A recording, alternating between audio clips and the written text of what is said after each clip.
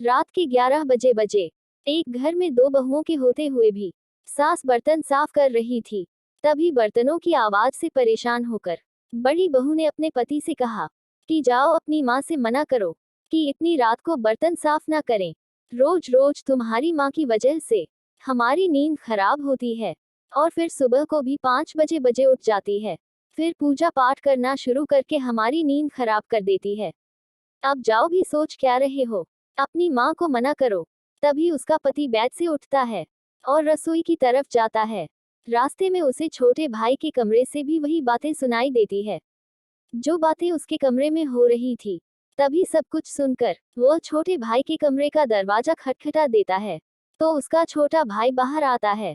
फिर वह दोनों भाई मिलकर अपनी माँ के पास रसोई घर में जाते हैं और अपनी माँ के साथ बर्तन साफ करने में उनकी मदद करते हैं। उनकी माँ उन्हें बर्तन साफ करने से मना करती है, पर बेटे अपनी माँ से बहुत प्यार करते थे। उन्होंने कहा कि माँ आप आराम कर लीजिए, बर्तन हम धो लेंगे। तब उनकी माँ ने कहा कि बेटा, इससे अच्छा तो तुम यह सब काम करने के लिए अपनी पत्नियों से भी कह सकते हो, मगर वह तो पूरा दिन टीवी और मोबाइल ही देखती रहती है, तुम उनसे कुछ कहते क्यों नहीं। तब उनका बड़ा बेटा बोला, माँ एक अच्छा इंसान वही होता है जो बिना बोले ही सब समझ जाए और अपनी सास के साथ काम में हाथ बटाए। हम उनसे बार बार काम के लिए नहीं कहेंगे। दो बातें सुनकर काम करने वाला इंसान नहीं जानवर होता है। आपने हमारी शादी करवाई और हमने कर ली, मगर माँ आपने ही तो कहा था कि माँ को माँ की जगह मानो और पत्नी को पत्नी की जगह। और रही बात घर का काम करने की, तो एक दिन हमारी पत्नियां सारा काम बिना बोले ही जरूर करेगी और बाकी हम दोनों बेटे हैं ना आपके साथ। इतने में ही उनके पिताजी भी आ गए और उन्होंने उनकी सारी बातें सुन ली। तब वह भी उनके साथ काम करवाने लगे। यह सब देखकर उनके दोनों बेटे हंसने लगे। तो पिता ने कहा, भाई हंस क्यों रहे हो, मैंने भी बचपन में बहुत बर्तन मांजने हैं, क्योंकि तुम्हारी बुआ तो थी नहीं और तुम्हारी दादी की बहुत तबीयत खराब रहती थी। इस वजह से घर का सारा काम मैं और तुम्हारे चाचा ही किया करते थे। जब सारा काम हो गया तो दोनों बेटे अपने अपने कमरे में चले गए। तब उनकी पत्नियों ने पूछा कि तुमने इतनी देर कैसे लगा दी। तो उनके पतियों ने कहा कि हम दोनों भाई अपनी माँ के साथ बर्तन साफ करवा रहे थे और साथ में पिताजी भी आ गए थे। इस बात से उनकी पत्नियां बहुत चिढ़ गई, लेकिन फिर उनको थोड़ा बुरा लगा कि उनके होते हुए भी उनके पति घर का काम कर रहे हैं। फिर वह सभी सो गए। अब सुबह 6 बजे ही उनकी माँ, पिताजी और दोनों बेटे उठ गए और वह सब सुबह सुबह घर में देवी माँ की आरती करने लगे। तभी आरती की आवाज सुनकर उनकी पत्नियों ने कहा कि यह बुढ़िया भी पता नहीं कब तक जिएगी, कब तक हमारा इसी तरह खून पीती रहेगी। तभी उनकी पत्नियों ने देखा कि उनके बेड पर तो उनके पति ही नहीं है। जब उन दोनों ने मंदिर वाले कमरे में जाकर देखा तो उनके सास ससुर और पति सभी मिलकर पूजा कर रहे थे। यह देखकर इन दोनों बहुओं को बहुत ही ज्यादा बुरा लगा। तभी उनके पति ने उन्हें देख लिया और कहा, अरे तुम जल्दी क्यों उठ गई हो, जाओ सो जाओ, अभी तो 7 बजे ही बजे हैं।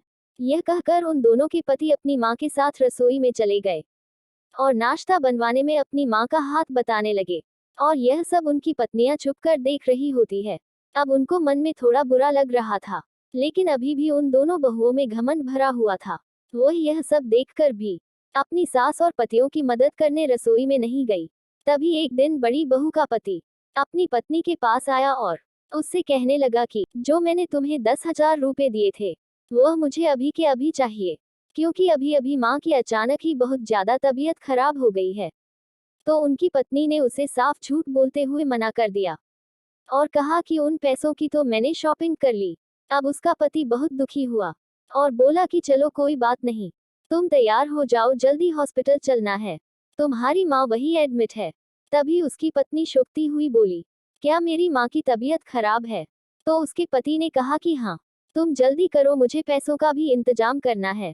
तभी उसकी पत्नी आंखों में आंसू लिए बोली कि मैंने तुमसे झूठ कहा था कि मैंने उन 10,000 रुपए की शॉपिंग कर ली है। तभी उसके पति ने कहा कि कोई बात नहीं, तुम्हें जो अच्छा लगा वह तुमने कह दिया और मुझे तुमसे कोई शिकायत नहीं। यह सुनते ही उसकी पत्नी रोते हुए कहने लगी कि आप मुझे माफ कर दो, मैं बहुत बुरी हूँ, तुम्हें मेरी माँ की कितनी फिक्र है और हम दोनों बहनें हैं जिन्होंने तुम्हारी माँ की कभी इज्जत ही नहीं की, ना हम घर का काम करती हैं, फिर भी तुमने हमें कुछ नहीं कहा। हमें माफ कर दो प्लीज। तब उसके पति ने कहा कि मैं तुमसे बहुत प्यार करता हूँ, इसलिए मैं तुम्हें नहीं डांट सकता। और रही काम करने की बात, वह तुम्हारी मर्जी है, जैसा तुम हमसे प्यार करती हो वैसा ही करो।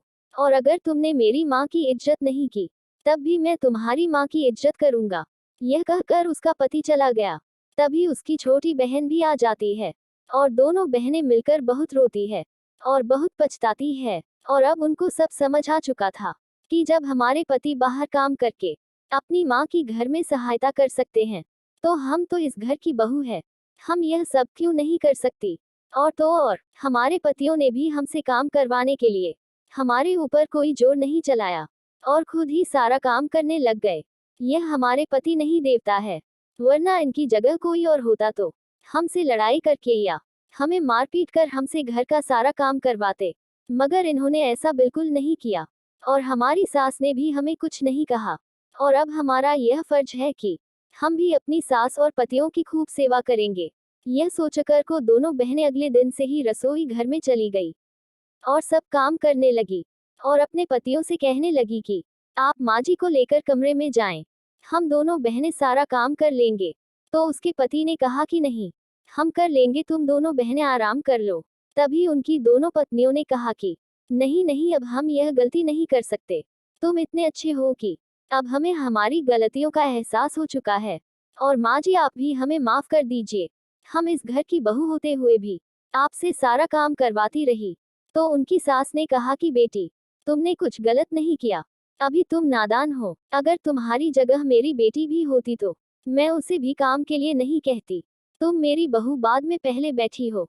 यह सुनकर वह दोनों बहू अपनी सास के पैरों में गिर गई और उनसे खूब माफी मांगने लगी। और बेटे भी बहुत खुश थे, और दोनों यह सोचकर खुश थे क्योंकि उनकी अपनी पत्नी से लड़ाई भी नहीं करनी पड़ी, और वह सुधर भी गई। तो दोस्तों, कैसी लगी ये कहानी कमेंट में जरूर बताएं। वीडियो को लाइक करें, चैनल को सब्सक्राइब करें और बेल आइकन को दबाकर ऑल पर सेट कर ले, ताकि आने वाला वीडियो आप तक सबसे पहले पहुंचे। और मुझे दीजिए इजाजत अगली कहानी तक। धन्यवाद।